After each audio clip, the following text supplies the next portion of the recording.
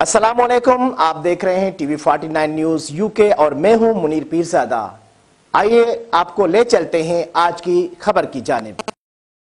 नाज़रीन, सऊदी अरब के दारुल हुकूमत रियाद में सऊदी कुलिनरी आर्ट्स अथॉरिटी के ज़ेर एहतमाम फेस्ट फूड फेस्टिवल मेला सजाया गया। मेले में ममलकत के तमाम इलाकों से तफरीह, सकाफती और तालीमी सरगर्मियाँ शामिल की गई हैं जो लोगों की तवज्जो का मरकज़ है। तकरीबन 200 से ज़ायद रेस्तोरां खाने और मशरूबात की एक रेंज पेश कर रहे हैं।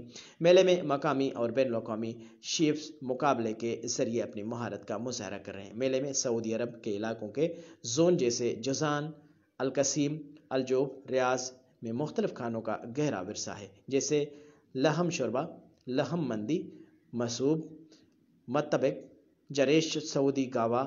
इसके अलावा जैतून और शहद, खजूर की बेहतरीन मसनूआत शामिल हैं। फेस्टिवल में बच्चों का भी खैर मकदम किया जा रहा है, जिसमें इंटरैक्टिव सरगर्मियों के लिए एक मखसूस इलाका है। फेस्टिवल में आए ज़ायरीन का कहना था कि ज़िंदगी सिर्फ मोबाइल फ़ोन और टेक्नोलॉजी से नहीं बल्कि बच्चों को अरब रस्म व रिवाज सिखाना चाहते हैं ताकि अरब के बुनियादें ज़ाया ना हों।